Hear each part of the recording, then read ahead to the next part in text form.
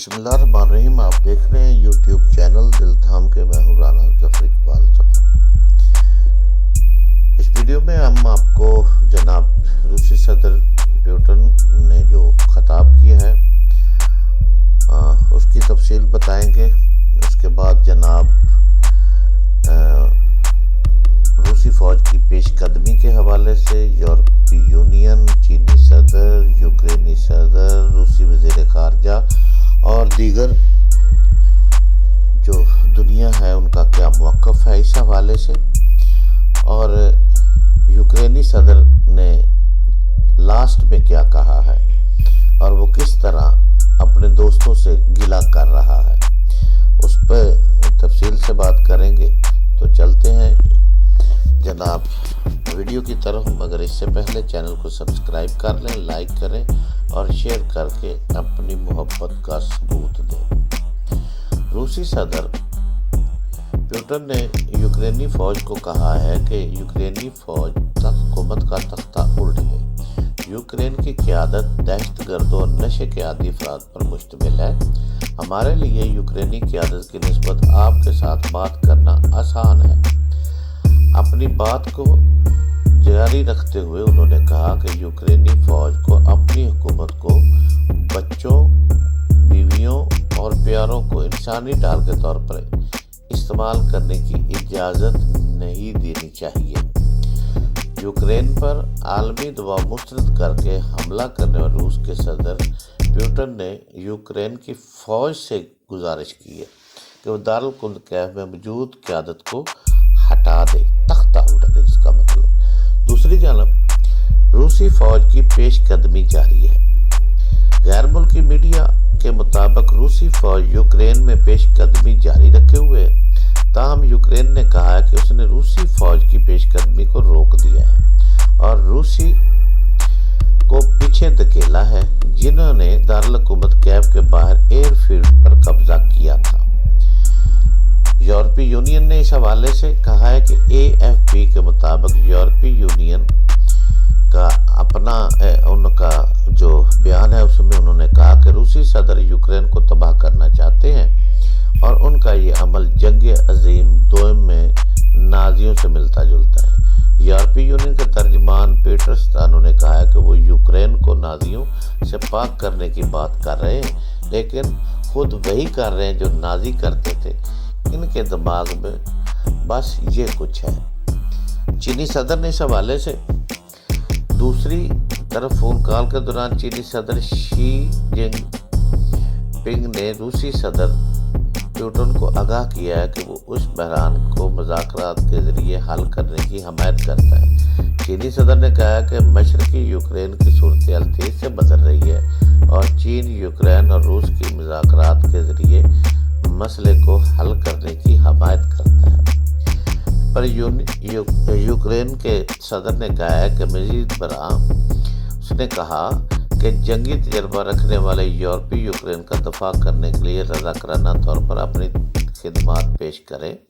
Ukraine کی فوج نے کہا ہے کہ شمالی شہر چرنیگو سے دھکیلے جانے کے بعد روسی فوج شمال اور شمال مشرق سے کیو کی طرف بڑھ رہی ہے. یوکرین کے مطابق مشرقی شہر کو نوٹاف کی طرف سے بھی کیف کی جانب بڑھ رہے ہیں جس پر روس نے جمعرات کو قبضہ کیا تھا. اس حوالے سے اس نے جو یوکرین کا صدر ہے اس نے یہ بھی کہا، یہ جو خیر اب خبر پرانی بھی ہو گئی ہے لیکن انہوں نے بڑے جو ہے نا تکلیف سے کہا کہ ان کے ملک کو تنہا روس کے خلاف لڑنے کے لیے چھوڑ دیا گیا ہے. ہمارے ساتھ مل کر کون لڑنے کو تیار ہے؟ مجھے تو کوئی نظر نہیں آتا. لڑائی کے پہلے روز سینکڑوں لوگ مارے گئے، سینکڑوں زخمی ہیں. اچھا، اس پر مجھے یہ بات ہے نا اس پر کیوں مجھے افسوس بھی ہوا اس کے بیان پر، اور اس کی جب وہ گفتگو کر رہے تھے تو انہیں دیکھ کر، کیونکہ اس سے انہیں یقین تھا کہ امریکہ اس کی مدد کو آئے گا، نیٹو اس کی مدد کو آئے گا، فوری طور پر وہ روس کو لینے کے دینے پڑ جائیں گے. لیکن شاید وہ یہ نہیں جانتے تھے کہ امریکہ بہادر وہاں لڑنے کے لیے جاتا ہے جہاں وہ سمجھتا ہے کہ سامنے والے بندے کے پاس کچھ بھی نہیں ہے لڑنے کے لیے، نہ اس کے پاس ہتھیار اچھے ہیں، نہ ان کی فوج کوئی ہے، نہ کچھ، صرف وہاں جا کر قبضہ کرنا ہے اور دہشت پھیلانی ہے اور مار پیٹ کرنی ہے، تو وہاں وہ تشریف لے جاتا ہے۔ اور اس نے ماضی میں بھی کئی ملکوں کے ساتھ پاکستان سمیت وعدے کیے، مگر جب وہ ملک انتظار کرتا رہا، امریکہ بہادر نہ پہنچا، کیونکہ اس کے اپنے مقاصد ہیں۔ تو اگر ان کا آپس میں جائزہ بھی لیا جائے روس اور یوکرین کا، تو یوکرین روس کے سامنے ایک چھوٹا سا بچہ ہے، جسے روسی فوج اگر چاہے تو منٹوں میں اپنی ہتھیلی پر رکھ لے۔ صرف اتنی دلیری اور اتنا سب کچھ کیا گیا تو صرف اور صرف نیٹو اور امریکہ کی شے پر کیا گیا، جس کے بارے میں پیوٹن نے کہا کہ جنگ کی طرف مجھے امریکہ نے دھکیلا ہے، جو بائیڈن نے دھکیلا ہے۔ تو جو بائیڈن صاحب جب سے اقتدار میں آئے ہیں، صدر منتخب ہوئے ہیں، تو میرا تو خیال ہے کہ انہیں سوائے جھڑکوں کے، سوائے جیسی شاباشیں ہوتی ہیں، جب کوئی نقصان کرے تو اس کو جیسی شاباش ملتی ہے، ان کے ابھی تک کچھ ملا نہیں ہے۔ یہاں بھی اس نے بڑے بلند و بانگ دعوے کیے، بات کی، لیکن بیچارے یوکرینیوں کو اکیلا چھوڑ دیا۔ اب پابندیاں لگائی جا رہی ہیں، یہ کیا جا رہا ہے، ان سب کا پتہ تھا پیوٹن کو، آخر اس نے بھی اس کا کوئی حل سوچا ہوگا۔ تو چلو آتے ہیں جناب، روسی وزیر خارجہ سرگئی لاروف نے کہا ہے کہ ماسکو کیف سے بات چیت کے لیے تیار ہے، لیکن اس صورت میں یوکرینی فوج ہتھیار ڈال دے۔ ماسکو نہیں چاہتا کہ یوکرین پر حکومت کرے نیو نازی۔ دوسری طرف روسی وزیر دفاع کا کہنا ہے کہ فوج نے حملے پہلے روز اپنا ہدف کامیابی سے حاصل کیا، اور اس سے پہلے دعویٰ کیا گیا تھا کہ یوکرین میں 70 فوجی اہداف کو تباہ کر دیا گیا ہے، جن میں سے 11 ایئر فیلڈ بھی شامل ہے۔ تو یہ تو تھا جناب ان کا بیان۔ خیر، فرانسیسی جو وزیر خارجہ ہے، انہوں نے روس کے صدر پر الزام لگایا کہ وہ یوکرین کو دنیا کے نقشے سے مٹانا چاہتے ہیں۔ یوکرینی صدر کی حفاظت کے بارے میں بہت تشویش ہے، اور اس پر چچن رہنما رمضان قادروف نے کہا ہے کہ اپنے قانون نافذ کرنے والے اداروں کو 10,000 ارکان پر مشتمل ایک فوج تیار کر لی ہے، جسے ضرورت پڑنے پر یوکرین بھیجا جا سکتا ہے۔ روس کے سرکاری خبرساں ادارے RIA کے مطابق قادر نے کہا کہ ہم ابھی کسی کو نہیں بھیج رہے، ہم نے آج رضاکاروں کو جمع کیا جو کسی بھی وقت خطے میں کسی بھی خصوصی آپریشن کے لیے تیار ہے، تاہم ہماری ریاست کا تحفظ کیا جا سکے۔ میں باضابطہ طور پر بتا رہا ہوں کہ یوکرین میں اہم مقامات پر چچن جنگجو قبضہ کریں گے۔ رمضان قادروف نے مزید کہا کہ روس یوکرین میں دہشت گردوں سے لڑ رہا ہے۔ روس یوکرین میں دہشت گردوں سے لڑ رہا ہے۔ تو اس حوالے سے کیف کی حفاظت کے لیے جناب ایک اور انہوں نے کام کیا ہے، اس پر بھی آپ کو بتایا جاتا ہے کہ روسی فوجیوں کی دارالحکومت کیف کی جانب پیش قدمی جاری ہے۔ یوکرین کے کام نے حملہ آور فوجیوں کو روکنے کے لیے عوام سے ہر ممکن کوشش کرنے کے لیے کہا ہے۔ وزارت دفاع، وزارت داخلہ نے شہریوں سے کہا ہے کہ ہمیں سپاہیوں کی نقل و حرکت کی اطلاع دیں، پیٹرول بم بنائیں اور دشمن کو نقصان پہنچائیں۔ وزیر داخلہ کا مشیر نے کہا ہے کہ کیف میں تمام رضاکاروں کو 18,000 بندوقیں دی گئی ہیں، ان سب کو جو اسلحے کے ساتھ ساتھ ہمارے دارالحکومت کا دفاع چاہتے ہیں۔ یوکرینی فوجی ساز و سامان اب کیف کے دفاع کے لیے وہاں پہنچ رہا ہے۔ میں شہریوں سے اپیل کرتا ہوں کہ اس کی فلمنگ نہ کریں اور اس کی نقل و حرکت کی ویڈیو نہ بنائیں، یہ ہمارے شہر کی حفاظت کے لیے ضروری ہے۔ تو یہ تو تھا جناب یوکرین کے اور روس کے حوالے سے بات چیت۔ مطلب اس نے پیوٹن جو ہے، اس نے جب حملہ کیا تو اس وقت ایک بات کہی تھی، اس نے کہا تھا کہ میرے پاس کوئی آپشن ہی نہیں چھوڑا گیا۔ تو اس حوالے سے وہ اپنی جگہ پہ درست ہوں گے، لیکن بات چیت کا دروازہ بند نہیں کرنا چاہیے، اور جتنا ہو چکا ہے وہ کافی ہے۔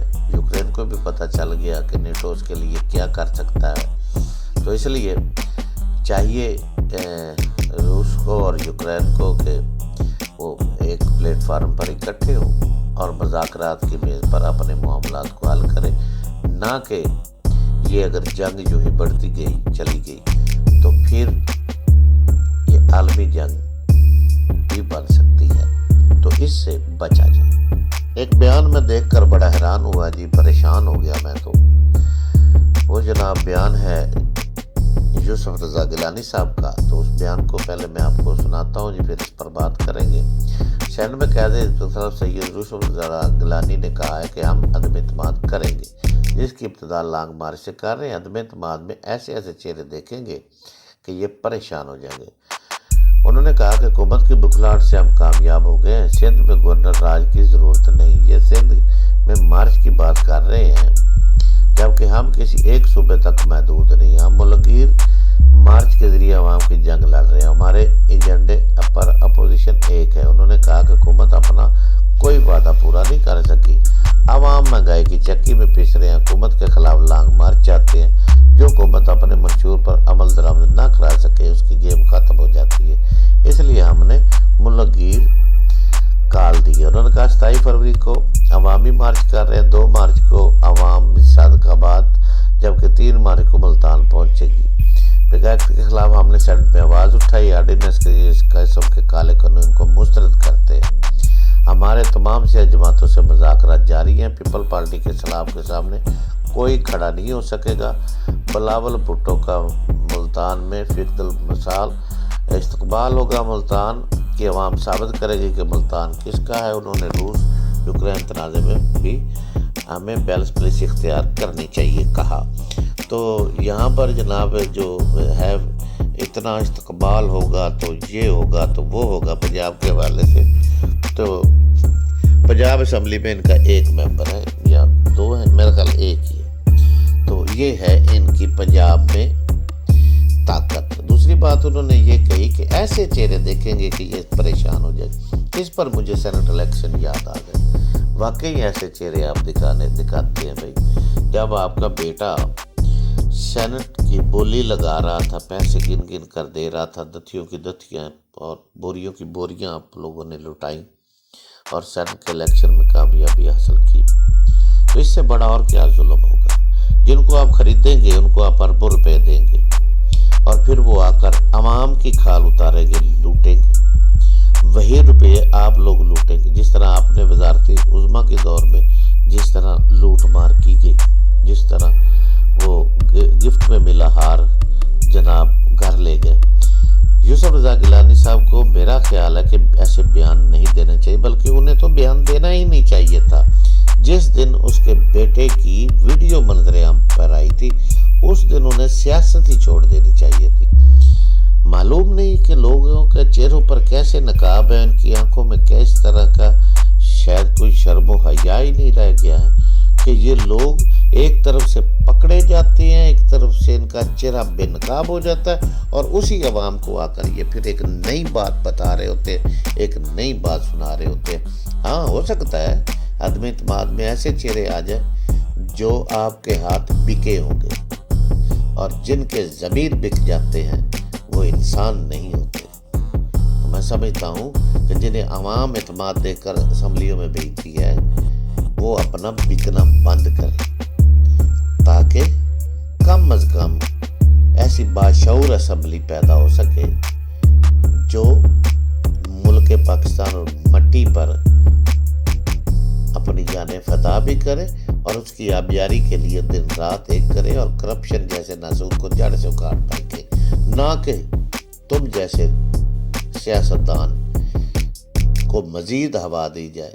خیر پیپلز پارٹی 4 صوبوں کی جی ہم بات کر، 4 صوبوں میں آپ کا ہے کیا بھائی، سوائے سندھ کے 3 صوبوں میں تو آپ کا ککھ نہیں رہا. 4 صوبوں میں آپ کیا بات کرتے. تو اللہ تعالیٰ ہے جی ان کو شرم دے، ایسے سیاستدانوں کو جو لوٹتے بھی اس ملک کو ہیں، کھاتے بھی اس ملک کو ہیں، بے نقاب بھی ہوتے ہیں، ذلیل و رسوا بھی ہوتے ہیں، لیکن بیان دینے سے اور اتنی بڑی بات کرنے سے یہ باز نہیں. اور بانگ دہل کہتے ہیں کہ ہم خریدیں شرم کی بات ہے، شرم کی بات ہے، شرم کی بات ہے۔